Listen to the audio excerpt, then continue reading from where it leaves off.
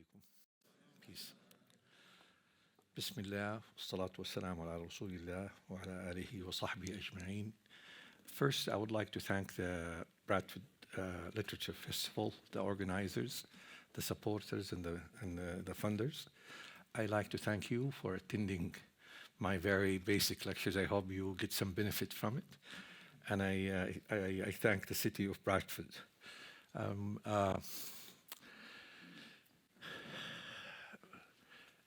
Maybe some of you are wondering, what is this line? This is the letter Ain in Arabic, which is the start of my name, Adnan.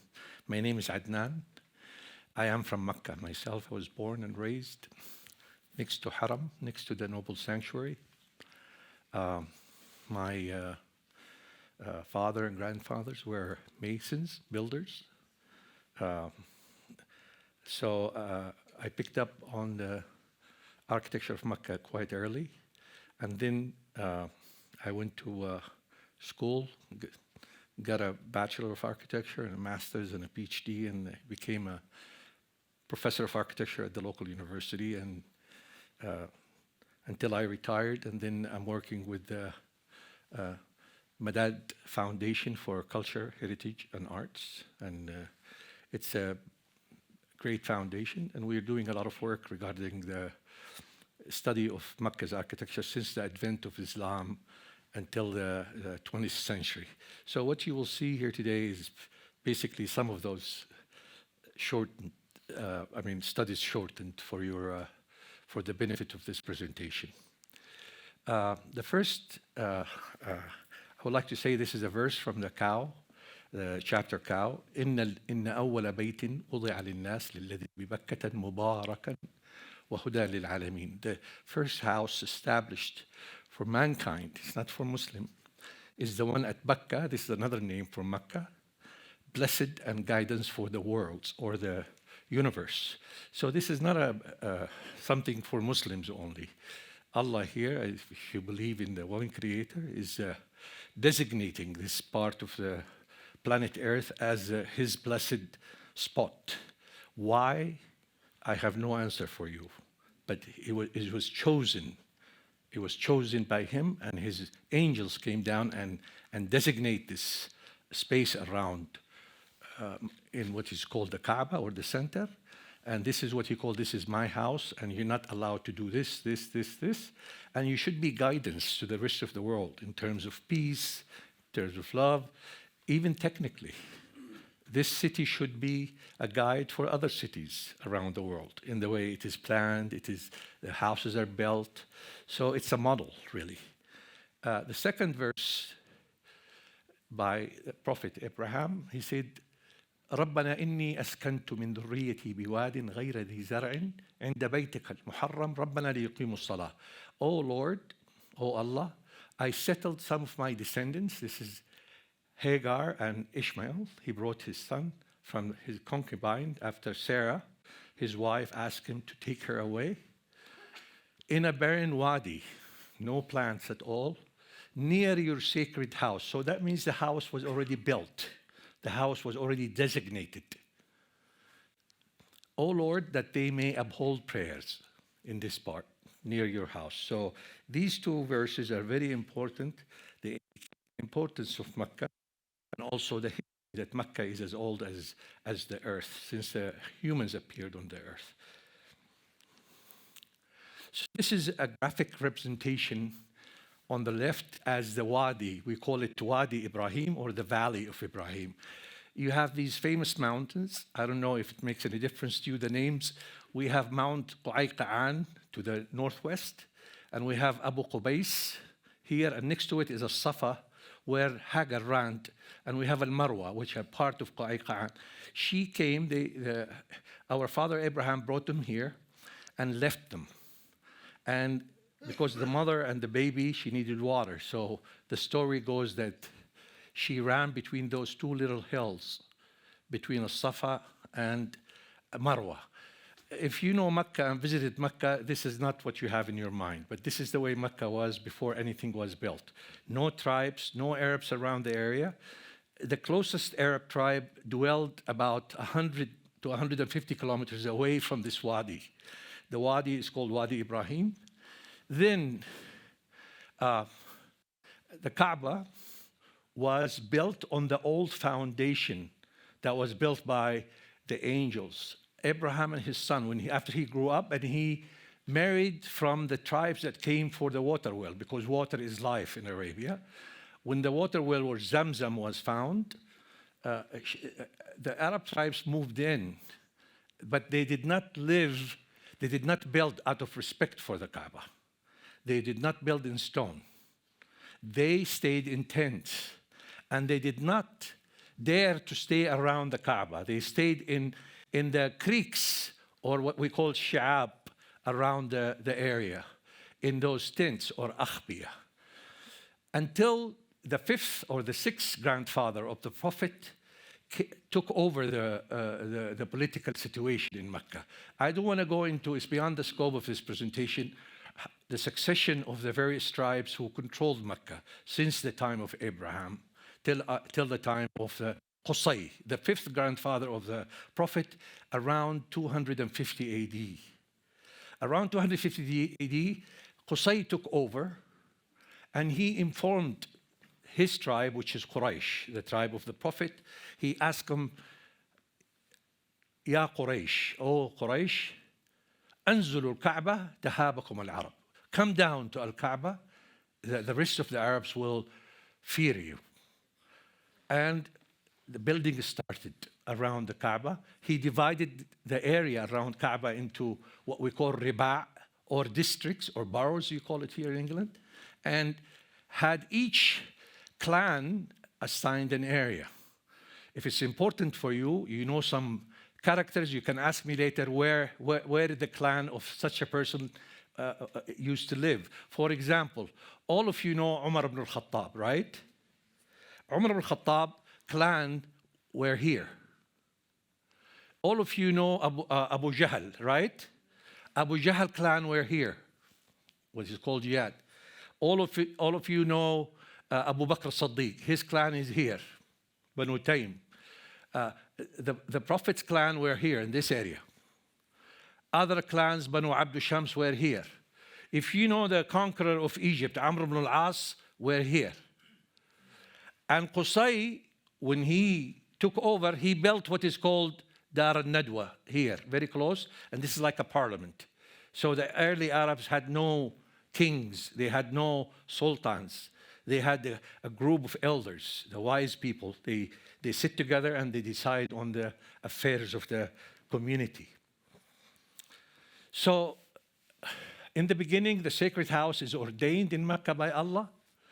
Our father Abraham alayhi salam and prophets after, and all prophets visited to pray. This is something important. We believe as Muslims that all prophets, something reaching 70,000 prophets from the start of Adam and Noah and all the prophets, came down and prayed at this spot because it's designated by God.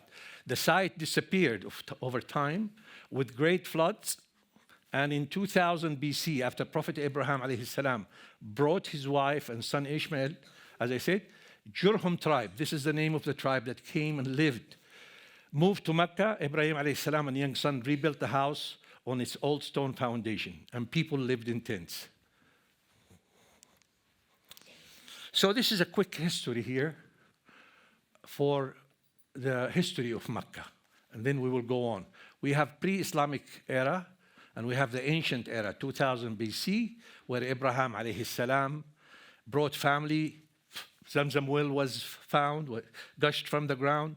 Jurhum tribe moved in tents. Abraham and son built the Kaaba.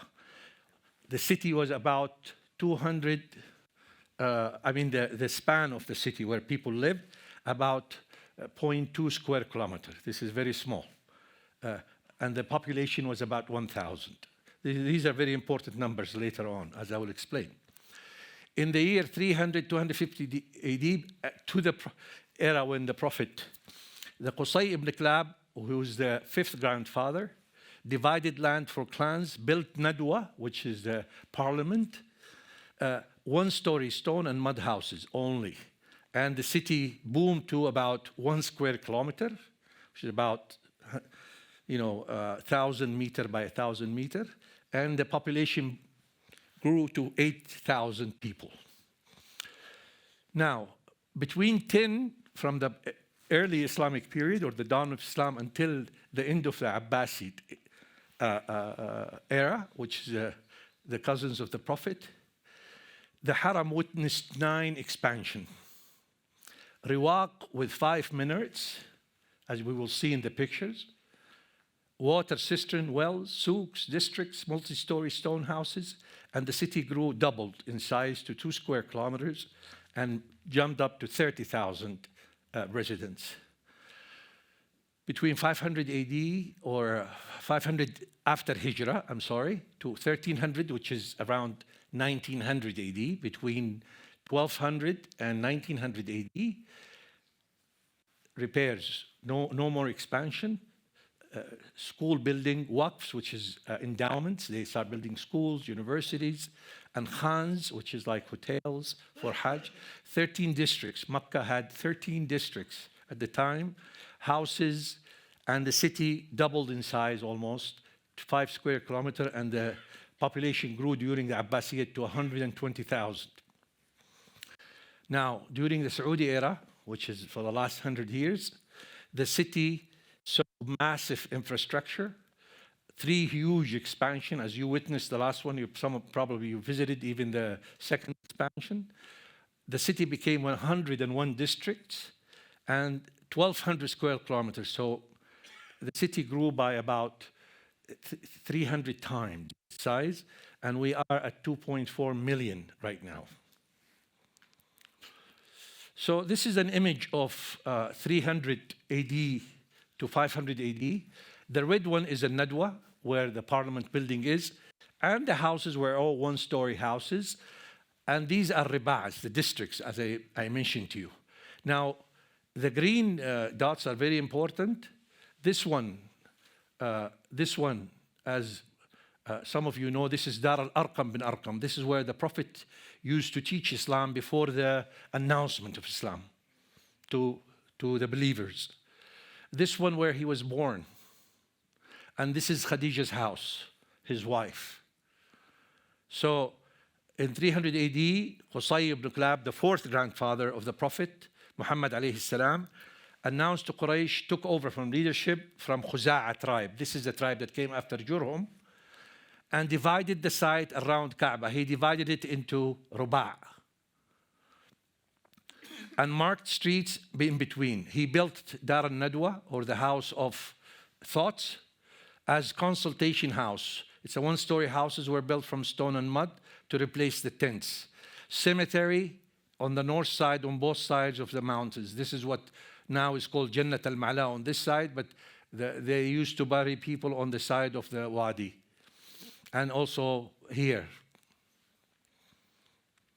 You know the clock tower? Who knows the clock tower? Raise your hand.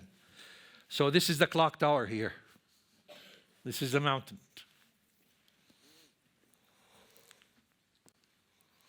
So the Prophet, when he migrated, now picture this is his house. He migrated, he walked right through the Haram. This is Bab al-Salam. And this is the market for Makkah. It's called Suq Hazwara, or the small market. The big markets for the livestock and for firewood and all that was up to the north. But this is the vegetable and daily goods market, and he went by it. As he went by it, he said a famous dua, probably all of you will know. And he said a famous statement. He said, إنك لأحب أرض الله إلى الله ولولا أن أهلك أخرجوني ما خرجت. This is the most beloved land to Allah, and I love it. And if I wasn't driven out of it, I would not have left. This is a statement he said in this area, and then he left down to the south with Abu Bakr. This shows that there's some growth in Mecca at the time, 610 AD. So cemetery, livestock, and firewood markets north. Hazwara market is named Hazwara.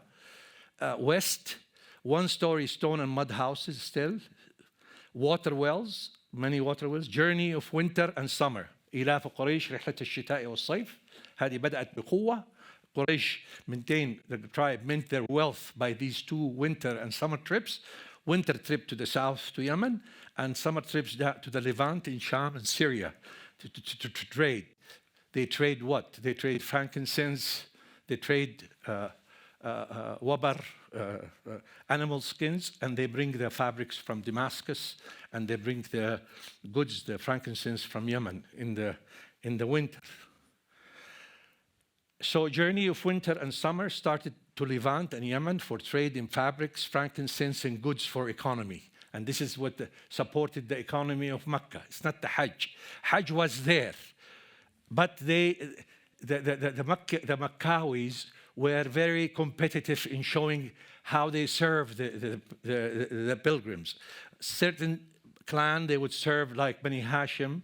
They had the rivada was siqaya.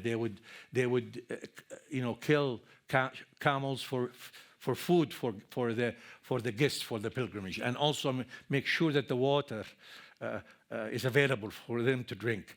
Others, like the clan, they maintained the cloth of the Kaaba, or the key to the Kaaba, which is the house of God.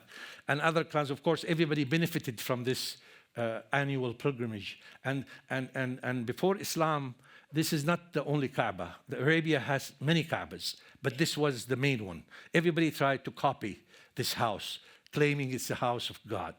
But this was the only one that all Arabs come and visit annually in one single pilgrimage, following our father Abraham. So this is the statement I just said. Don't mind me, this is just a picture of, we imagine as the Prophet had Abu Bakr with him riding. So this is al-Qaswa. So I'm following up with the lecture of Dr. Abdullah. So he said, "Wallahi innaki la khayru ardillahi wa ahabbu ardillahi ila Allah. ولولا إني أخرجت منك ما خرجت." By Allah, you are the best land and the most beloved land to Allah. Had I not been driven out of you, I would not have left. This is the peace be upon him. He was migrating, expressing his deep love of this city, and we should, all of us should have this deep love.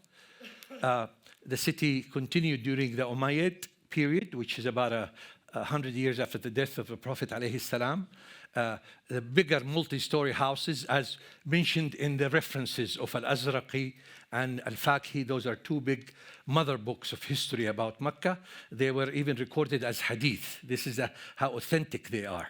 They were very authentic in mentioning the urban situation in Makkah and the houses. For example, they mention that Harun al-Rashid, this is in Abbasi time, but they mention Muawiyah Abu Sufyan. Muawiyah Abu Sufyan building, and Abdullah ibn Zubair building Dar al-Ajala, which is, and also they talked about, Safa and Al-Marwa. Abdullah, this is Al-Marwa became, look, here the mountain was obliterated by Abdullah ibn Zubair, so he can go further north to his gardens. And so some of the urban changes in morphology also took place. The city grew north and south along the Wadi, and also along this part going to west. So this period during the Umayyad days, the Arabs have moved to Damascus. As you know, there was the center of their power.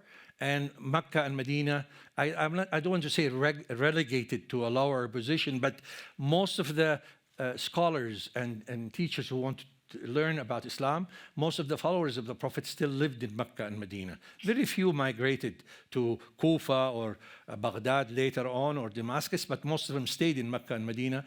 And a lot from all over the Islamic world came for learning. So Makkah turned into a learning center. We had a market for paper making. We had a market for people, for scribes who would write the Quran and write the Hadith and write many books.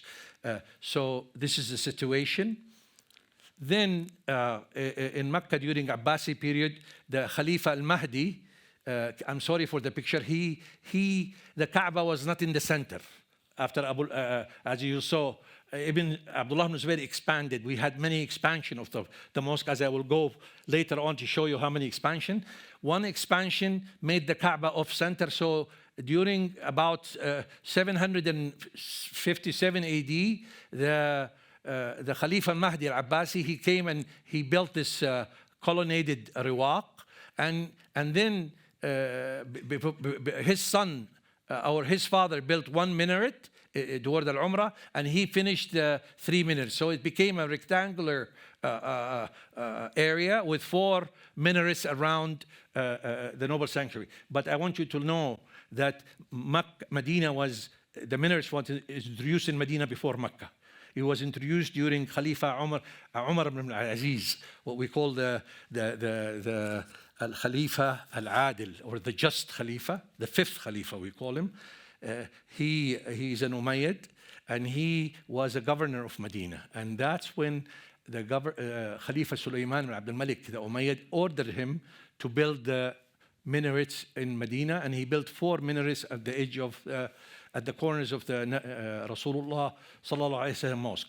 Then in Makkah, as I said, Abu Ja'far al-Mansur, the 2nd Abbasi Khalifa, built this minaret.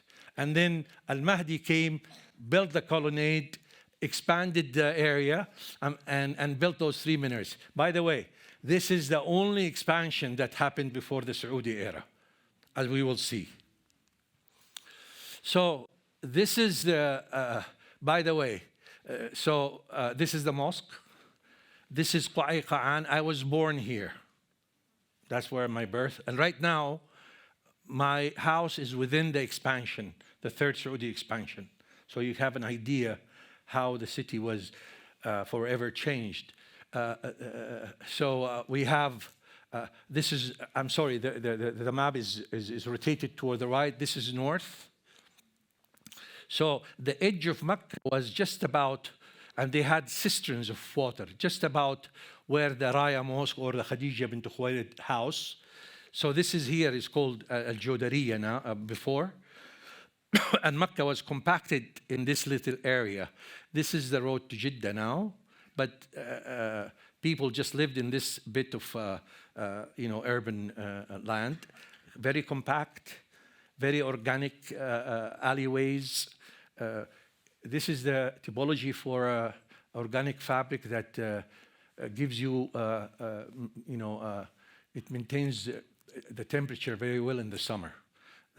You have the narrow alleyways, so the sun, when it's at zenith, you can only see the sun when it's at 12 o'clock midday. But once it starts setting, it's shade. So you have shaded alleyways. That's why it's more compacted, as opposed to an area near the sea where you need bigger alleyways for the wind and ventilation, because ventilation carries the humidity away. So you have these water cisterns all over the place because there was no water. The city grew more until at the beginning of the late 13th Hijrah century, this is a picture, the first picture for Makkah. And so you're looking, this is east, this is the governor. This is the Sharif governor house. This is called Gaza, the mosque is here. As you can tell, we'll see a better picture. This is here. This is Qa'i Qa'an. This is where I was born, as I was telling you. This is where I went to school. Actually, I went to school in this citadel. There was a citadel here. And now it's, it's all, this whole area is within the mosque now. So this picture gave us an idea about the Meccan architecture.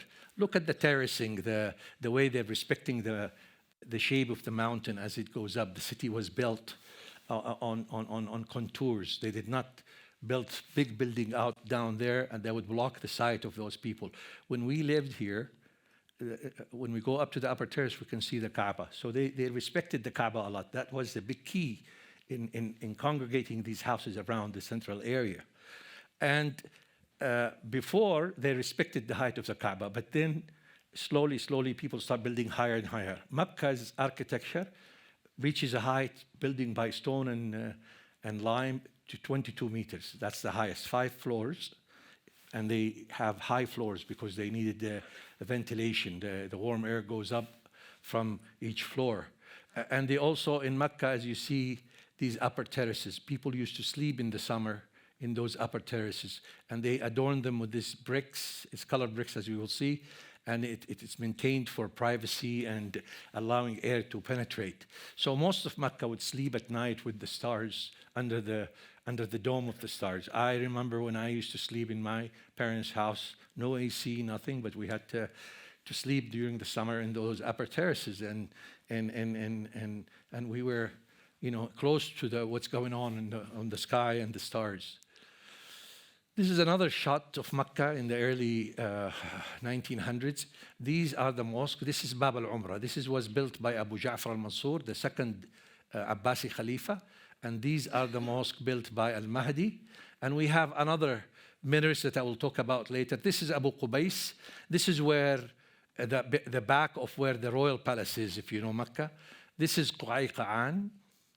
And this is another picture of how the morphology, everything centered around the mosque. This is another Ottoman building, and this is another Egyptian or Mamluks, Taqiyya. And this is the typical Meccan architecture. It's using the wooden lattice windows to allow ventilation and privacy, and they have the upper terraces allowing people to sleep during the summer and benefit from the wind. This is a closer shot of the mosque of the early 19th century. Again, now you have different minarets. Originally, there were 4 minarets, and then this is Bab al-Salam. This is Khalifa al-Mahdi, around 750 AD. But Suleiman the Magnificent came at 980, and he built these 4 schools, each one with a dome. There are 4 domes. You don't see the other 2, and he built this Ottoman style minarets with the conical shape, or jawsaq, with 2 balconies, and it's built from stone. The maximum height of these minarets were 33 meters. It wasn't very high, as opposed to the Saudi minarets, which reaches 150 meters, and they still look small when you compare them to those big high-rise buildings around the mosque. This is the Abbasi Rawaq built by al-Mahdi. During the Ottomans, he came and replaced the flat roofing with these domes. This is Zamzam. This is an Ottoman building. This is they built these building over the well. People can go underneath, but it's not there anymore. This is Maqam Ibrahim, or this one. This is Maqam Ibrahim. And this is where they announced Adhan for each. They had 4 mazhab. Each madhab would call Azan: Hanafi, Malki, Shafi'i, and Hanbali. But look at the houses. They all have those, as I told you, the parapet walls adorned with these called shabura, brick holes that to bring in wind inside and provide privacy. You can see out of these holes here. They're very, very decorative. And look at the building. They have those upper terraces because the area around the mosque was very compacted. They didn't have a lot of open spaces, but we had something called baraha and sarha, as I will explain later. The only big open space in Makkah was the Haram itself. That's where, if you want to have any meaningful congregation, you would come down to the central open space. Okay, so here, this is a picture, for example. This is just very short. This is Haram. This picture was here. Look, people were still staying in tent. This is tent by pilgrims. So Makkah was not even reaching, not very far from this was in early 14th century, which is, about early 1920s or 1910s. This is Tuwa well. This is where supposedly the Prophet ﷺ stopped and drank from Tuwa. And, before he entered Makkah, when he came in for came back to take Makkah from the unbelievers. This is the camp of pilgrims, because there was no area for pilgrims to stay. So they stayed around, even up here or down or here. This is Mukhayyam al-Hamla al-Masriya. These are Egyptian pilgrims staying outside of Makkah. So this gives you an idea of how small the city was. It is not the city that you see, in the news every day. So, taking a look at that, we have Makkah at 17 after Hijrah during Umar ibn al-Khattab. This is first expansion. Then we have Uthman ibn Affan. Then we have Zubair, and then we have I don't want to recall, but this is the last expansion before the Saudi era at 900 AD.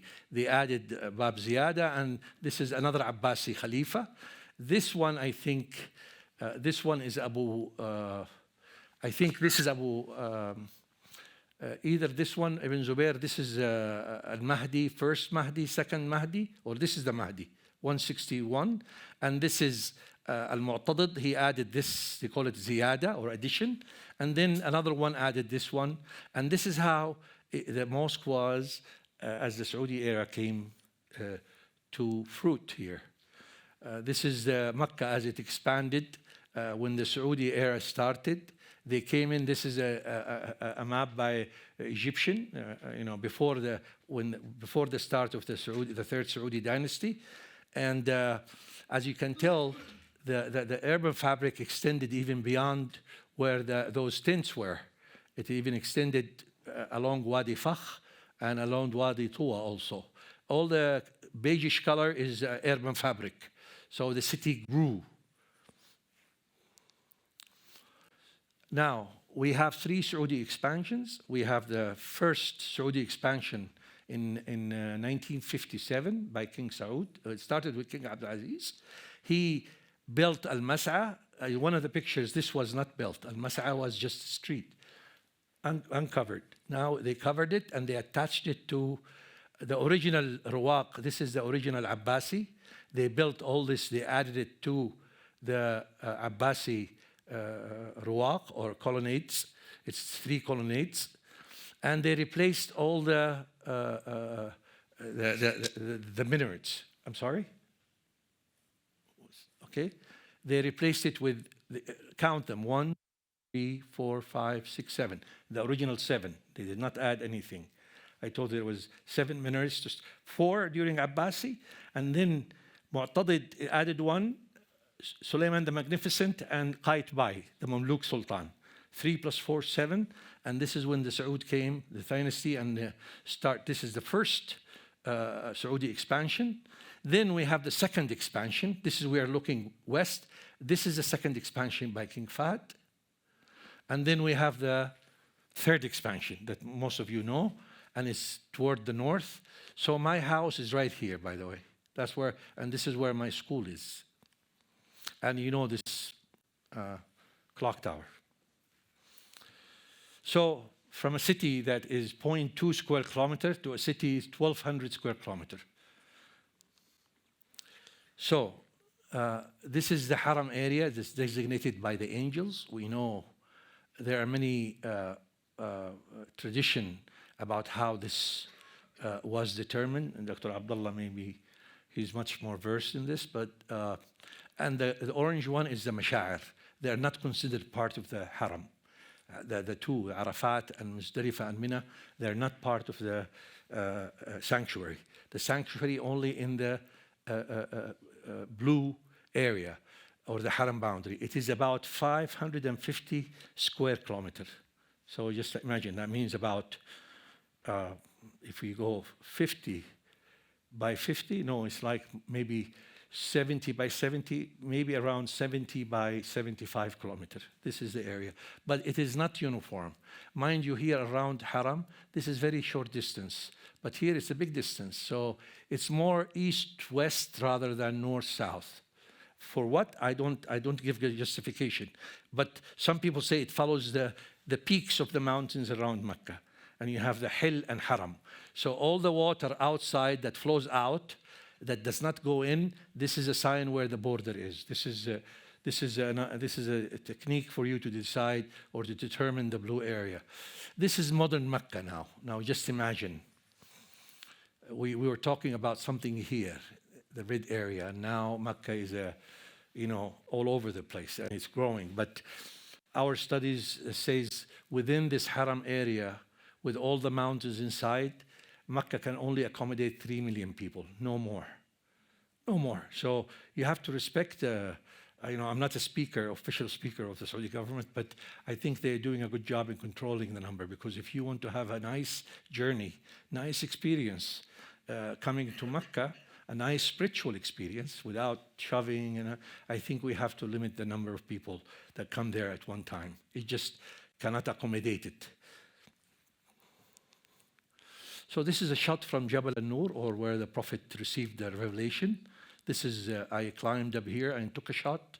So this is Jabal al-Nur, or the mountain of light, or Mount Hira. And this is Jabal Thor. The Prophet could have seen this visually, by the way. And this is where the Haram is. Of course, this is the clock tower. This is Khandama, which is the biggest mountain. It extends all the way from south of al-Haram all the way to the north, about 3 kilometers. This is Adakhir, where the Prophet entered Makkah during the retaking of Makkah. And this is Qa'an. This is where I used to live. This is these 2 mountains, Abu Qubays and Qa'an, is called al-Akhshabain. This is called al-Akhshabain, or Akhshabain Makkah. It is in many hadiths. In many hadiths it is mentioned. And this is this mountain, we call it the angel's landing, because when the archangel came down to tell the Rasulullah Aqra, some people believe that other angels came down, and this is why it's called Mahbat al-Malaika, or the angels, where the angels came down. So this shows you the urban growth and the urban sprawl of Makkah. And even it shows you the kind of architecture. Now we're seeing all these 20-story high buildings growing up everywhere. And this was not the case before. And it is for a very commercial reasons. People are trying to accommodate more pilgrims who are coming to Makkah. But this is quite a distance from, I think, okay, let me go back. This one, it's mainly to serve the people in Mina, because Mina is just over that mountain. I think my pointer is weak now here. Yeah. Okay, so in terms of urbanism, Makkah is like any medieval town here in Europe. It's organic fabric, a lot of alleys, very compacted fabric, houses, shared open spaces with them. It's a very nice fabric in terms of discovery. It's not very monotony. It doesn't provide monotony on a straight grid, 90 degrees. You're always moving in about, having different vistas, having different foci as you move about. And there's a lot of respect for the human scale in this kind of fabric. This is my school, by the way, and that's the Haram. So if I can point, the red one, this is my father's house. I used to hear the adhan, I make wudu, and I would run down and be there on time for prayer, for iqamah. And this is a mountain, by the way. This is Qayhan. So you have all these different passes, very intricate maze of ways you can come down, and it really solidifies the relationship of the community, having all these nice, intricate, small spaces. Nothing is the same. It's very good in legibility. You can read it. You know where you are, as opposed to modern cities. I think Bradford, the center, is very good, because it's all medieval towns in Europe. It's the same as the way Arab Islamic towns were. And mind you, with the approach of modernity, a lot of cities just erase this. And in Makkah, it's different, because they need to expand. So all this is gone. This area is in al-Haram right now. The Haram expanded all the way beyond here. This is the first Saudi expansion. This is where I live. This is the mountain. This is my school. So I used to go down here. I'm just giving you a different perspective to appreciate the kind of urban fabric that the city has. It had those. This is Qarara. This is Shamiya. This is Shubayka. This where is the Continental Tawheed Tower. This is where Hilton. This is where the clock tower. Of course, this is Jabal Umar. This is Shubayka. This is a cemetery, and this is Masa, after it was built. Probably the only big building in Makkah at the time was this Ashraf building, which is about 12 stories. Which is, I wish Makkah remained 12 stories. Now we reached, with the clock tower, 80 floors, and we'll probably see more. Going to the architecture of Makkah, which is part of the talk today. So Makkah's architecture is so complete, you know, t- journey and change. And for better or worse, I'm not the judge. As I told you, the terracing of floors in Mecca to respect the contour of the mountain was a fact, as you see in this red line. Everything as you went up, it went up with the mountain, but it didn't go up higher to allow the building behind also an axis of sight toward the center. So you have those, and you have the usage of the roofs in the summer, and even in the winter, it's a playground for kids because there aren't many open spaces around at the ground level because, as I said, it's a compacted city. So most people I played on those upper terraces, and I would jump from terrace to another. I don't do that right now. And these are the terraces, and these are the bricks, decorative elements we call shabura, and these also are part of the traditional Makkah decorative elements. As we have, this is a very distinctive element of Makkah architecture. It's called Roshan. Roshan, you guys here in England call it oriel. It's like a bay window, but it's a wooden bay window that projects outside, and it's made from wood. There's a, you know, I say I'm an artist. Yeah, I'm an artist in wood. That's you know you have to connect and tie 1,000 pieces. This is not nailed. Look at the bottom part here. It's reverse arches. This is called Kurdi work. I don't know, maybe the Kurds were good at it in Mecca because Mecca is a town it's a melting pot. And these are paneling. You have Islamic geometrical lines, Arab Islamic lines. Then you have the openings, and you have upper paneling, and this is a connected Roshan. Some Roshans start from the ground all the way up the length of the building, and this one has 1, 2, 3, 4, 5, 6. Some Roshans reaches 14 openings. You have these Egyptian windows. We call it Egyptian because during the Mamluki era, they were used a lot. The Mamluki also ruled, the Mamluki Sultan from Egypt, from the time of the early Mamluks to the late Mamluks, which is the last one. His name is Qansu al-Ghuri. Ghuri is, if you visit Cairo, he has schools, and he has a very nice near al-Hussein, near the mosque al-Hussein. He has a very nice market called al-Ghuriya. So Makkah architecture is very well read by these Roshans. It could be singular, arranged not in a very standard like every floor. It could be vertical, it could be horizontal, it could be not horizontal. This is another building, it was restored. This is King Saud Palace. Again, the architecture the last 100 years start changing, like this building. Okay, so this is the house of my father. This is the only house that I recreated and I can talk about for orange spaces. So the ground level, you come through a vestibula, and this is in the summertime. It's very low temperature. It's nice. It's cool because the walls are 80 centimeter wide. It's stone. This is the time lag. The stone absorbs the sun rays, but it does not radiate it inside. It keeps the space clean. We call it mag'ad, or a sitting area for guests. It's half private, half public. You can host friends here also. This is on the ground level, and this is another one. Tahara means purity. This is the WC. We call it purity. That's the name for it. Then we go into this small seep or corridor to small alleyways that goes into our courtyard, but then you go into a landing and go up. This is Durjan. When you go up, we have what we call place, mahal. This is multi-use room. Could be sleeping, could be sitting, could be anything. That's why we call it mahal. It is not designated. We don't have bedrooms, dining room. No, we have multi-use rooms. Whatever the use you want to convert it to, you convert it to. And this is a Roshan, like this one.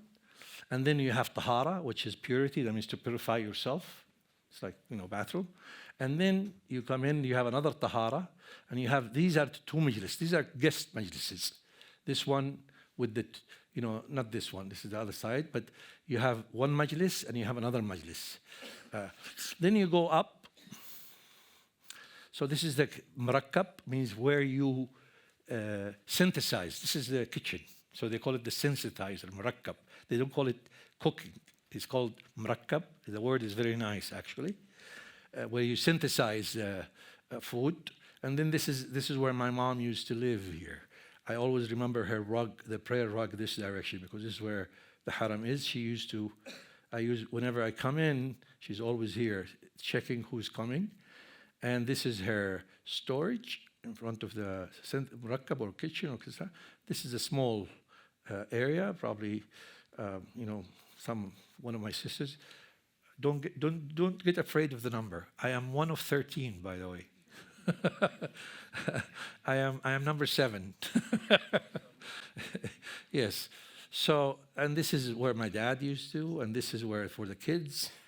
And we all lived together. There were no rooms like we at night we just have, the girls in one direction, the boys, and we just have floor mats and we sleep. It was very happy times. So when we go up to the terrace, this is where we stay at home, in the summer. We used to spray it with water, put also our mattresses, floor mattresses, and then have mosquito nets, because of mosquito, and we be gazing at the sky, and this is a purify. So this is the house, how it looks from outside. It's rendered in lime, which is good, and even the rooms inside in lime. It is modular, and it's built from stone. This is our the hosh, or the open area. So this is what we think Makkah should be like, not what you see when you go and visit. Do you agree? Would that be more human? We could guide other people, other cities, to do architecture and urbanism in such a way. But down below, we could have some buildings, higher buildings, but not very high. This is not a political statement. This is just somebody who dreams about how things should be. So as somebody from Makkah, I was born around 1955. I've witnessed a big change since that time. The character of Makkah was still, the original character. It was very close to the original fabric, the buildings, the architecture. There was nothing higher than maybe 10 floors. The mountains were still, most of them are there. They were not cut. The fabric itself was very organic, the streets, the alleyways. I used to climb, because I lived in a mountain. I climbed stairs. We didn't have escalators, but I think that, in a way, enriched my experience in exploring the city as I was climbing those stairs. And there was another way. There were many ways going home. There were a place called Duhdera, which is Sagifa also. It's a sloped incline that you can just walk up. It doesn't have stairs. But the stairs are much shorter because they're stairs. You can be up if you can climb the stairs. The stairs are, of course, from stone. And as we had stations. As you go up, you don't just go up. Brrr. You stop and talk to this person. Then somebody came out. Hey, how are you? Where are you going? You have a talk. So the stairs was a corridor of social interaction. It wasn't just a stairs to go up to your home. Even when you come down, I used to be like, I would enjoy jumping the stairs down, and I would have some of the neighbors coming out of the window, hey, you're gonna break your neck, don't do that, stuff like that. Even in Ramadan, the special time when we have Zamzam in those big clay potteries. You fill Zamzam and leave it at the doors. You help the community more. You are more stitched to your local people. As opposed now, it's a bit more sterile and dry. Those human-to-human relations, our existing urbanism does not help in that regard. We are becoming apart. In a way, the closeness of this compactness really helps also to maintain those relationships. Even you don't feel alone.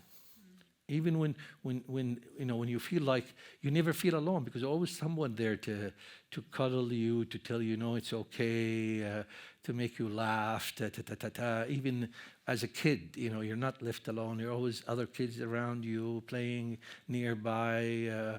All these things that we try to achieve in modern life with the modern spaces and modern architecture, it really doesn't. And plus that, it was, I called it sacred spaces because, you live it and you know that people have been walking on those, alleyways for thousands of years. Actually, those spaces praise Allah all the time. I mean, how does a building praise Allah or thanks Allah? It is because most of the people in that building respect that directionality toward Qibla. And even, by the way, I'm going to say something, even the tahara or the purity, or I call it purity, you guys call it bathrooms, the purity is oriented all direction except the Qibla direction. And that is for a reason. That is for a reason, out of respect and out of ta'zim. You're making ta'zim to this sacred spot. You are living in a place. That's why Ibn Abbas escaped Makkah, because he said, they asked him, why, Ibn Amm Rasul, are you leaving Makkah?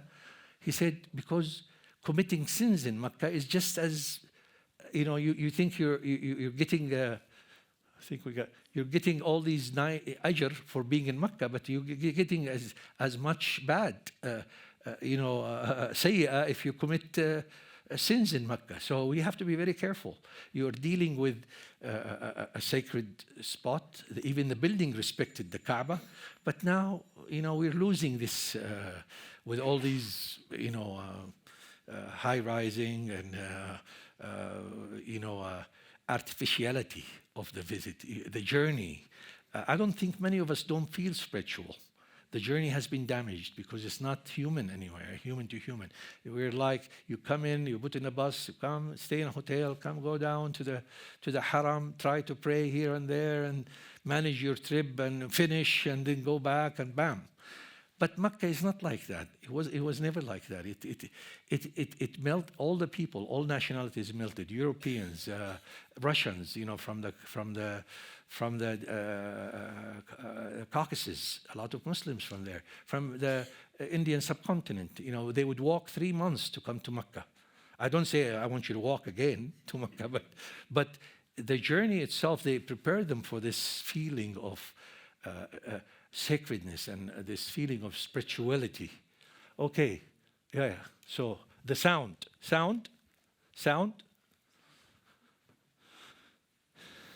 Okay, so this is a design that we did for Makkah from city past to city future. I think, can we make the sound? So this is how we treated this north part of al-Haram. This is the modern third Saudi expansion. And we're trying to simulate old Makkah in a new way. So this is what we hope that you will see if we live longer. I don't know we're going to live long. That I will not live to see this project. But so we're studying the history of Makkah, the urbanism of Makkah, and we're trying to make it very accessible from all over Makkah to come shoot to the Haram through this area. This is one of the only remaining area around the Haram. So there is a good sound system here, but I don't know why it's not there. So this is a vision of what we envisage Makkah, keeping the building to 6th floor high. And this is a train station in Marwa. And so we're talking about this people mover, no cars, because you're going up the mountain. We have, there are no cars. We don't want to, and yes.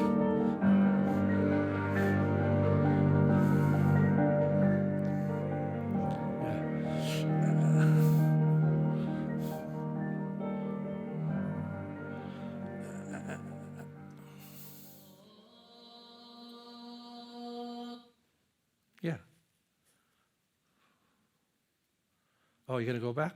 Okay, good. Good, good, good.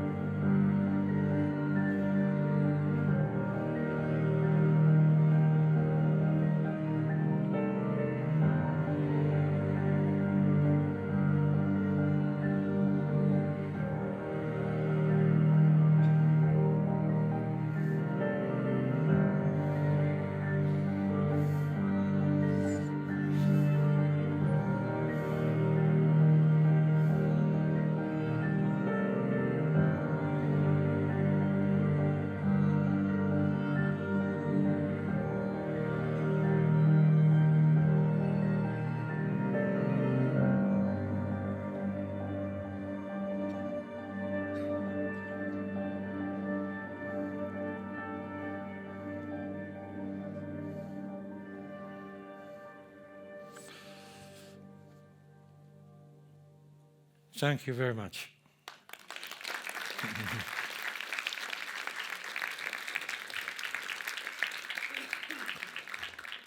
And I don't know about the time, but we're willing to entertain some questions.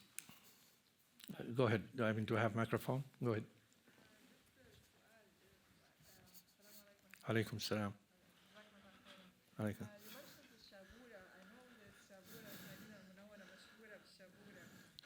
You think the actual food. No, this is because the way it is designed and it has holes in it. In shabura, maybe it is taken from the rusk. You say it's rusk. Shabura is rusk in English. But I think shabura, the word shabura, means it has holes in it, and that's why it's called shabura. I don't know if I answered your questions. Yes. Alaikum salam.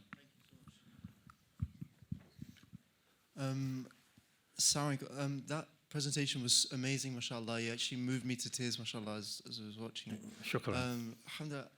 I'm a teacher in a secondary school, history teacher and geography teacher, and we'd love to take all the knowledge, subhanAllah, that you've presented today, the visuals, the vision for what it could be like respecting the mountain terrain and stuff, and include it in the syllabus, inshallah, in schools in the UK. Could we, inshallah? Mr. Anas is the owner of the information. If he allows me to pass some information to you, I will. Inshallah. Jazakallah. Yes. Yeah, I'm more than happy to help you. Bismillah. Doctor, that was brilliant. That was amazing. Oh, And thank I you. loved about the threading of your own story within this. I'm of sorry. Makkah al-Mukarramah, alhamdulillah. Oh, Sayyidi, thank I had mixed feelings, uh-huh. to be very truthful with you. Because Makkah al-Mukarramah is a very significant city to all of us. Yes, For absolutely. not only a city of the birth of Prophet ﷺ, No. but also For it all is a the world. spiritual goal for us, Yeah, a for all spiritual the center world. for us. Yes. Now for me, I get what you are saying, that this is the intention of what we want to produce, or what we want to be sincere to a certain extent to the mountains. Yeah. But one of the major issues has always been within the context, do forgive me for this, I know your team is amazing. And one of our concerns as a Muslim community has always been on the basis of the heritage of Islamic heritage, right? Is that there has genuinely been, steps were taken to remove many significant, landmarks of Makkah al-Mukarramah, the houses of Sahaba, Ridwanullah alayhim, the houses of the Ahlul Bayt, the families of the Prophet sallallahu alaihi wasallam, the maqamat of this kind. Is there any intention to revive that significant part of the city? Absolutely. Vision 2030 now, thank God, the government of Saudi Arabia really has, through many programs, the Quality of Life program, the Diyuf al-Rahman program, it's really focusing on capitalizing on the heritage of, especially Islamic heritage, and saving and conserving most of those sites that were hidden gems. We did not lose them. We may have lost some, but I assure you, the direction that this government, Mohammed bin Salman, is taking is to bring those up for the rest of Muslim and the rest of the world to enjoy. I am definite in that. So, any other?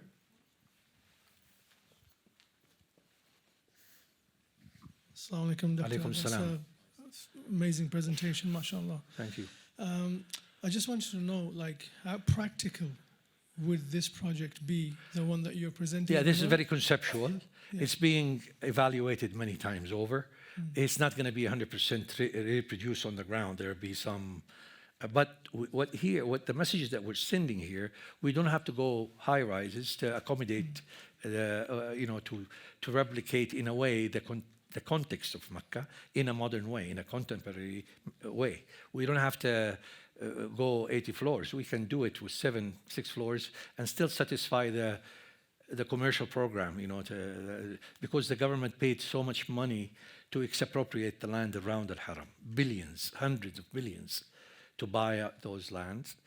And the government is not in the business of making money. The government in the business of sustainable income to distribute the income to the nation. And it paid this huge amount of money to buy these lands.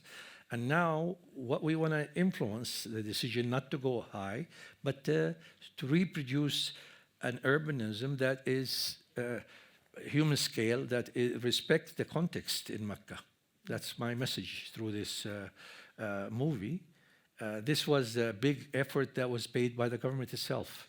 And those of us that had a chance to visit Mecca, alhamdulillah, We think the government repeated this competition. As you saw the last slide, there were many companies, some of them even from here, Barrow Hubble with us in the team.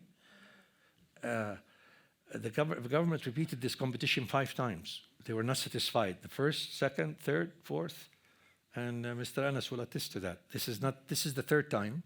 They are repeating the competition. They are collecting all the possible ideas, and then they might merge some ideas together, because this is, as our brother said, this is a city that is so important. We have a royal commission now in Makkah. It's called Royal Commission Makkah City. All its day-to-day work is to focus on how to solve the problems in Makkah, the transportation, the services, the infrastructure, how to make your journey more spiritual, how to make the journey of everyone who comes to Makkah to be more enjoyable, not the journey of buses and horns and smoke and gas exhaust and shoving and elbowing people to do your worship. We have to focus on why you're coming there. You're coming there to be for this trip that in one lifetime you're making. Either be Umrah, or small pilgrimage, or big pilgrimage. You're coming there, you bringing your life saving to to supplicate and plead with Allah to forgive all the sins. And we're all sinners, by the way. And no one here is righteous. We're all sinners. And the best righteous people in Islam are the sinners, by the way, as the Prophet has said, right? وأحسنكم إيش قال الرسول صلى الله عليه وسلم يا عبد الله؟ موضوع الخطاؤون وخيركم إيه؟ Yeah, and the ones who do tawbah are the best. So that's it. Thank you. We're running over a little bit. Okay. We've got time for one more quick question. It'll have to be a quick one. Anyone?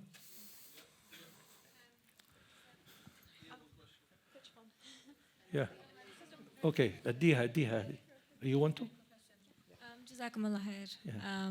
That was a very well thought out presentation. So my quick question is that because I was so inspired by your presentation, would this be available online or is this a... Inshallah. Inshallah. Now, so many people, yeah, it will be. Inshallah. Okay, that's Okay. great. Okay, thank you so Yeah. much. Jazakumullah. Yeah. Can I ask one question?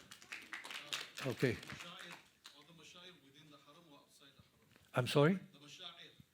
The Mash'ar is outside Haram. And second question, your school, was it Saladia or was it another madrasa? No, my school is Arafat. Afwan.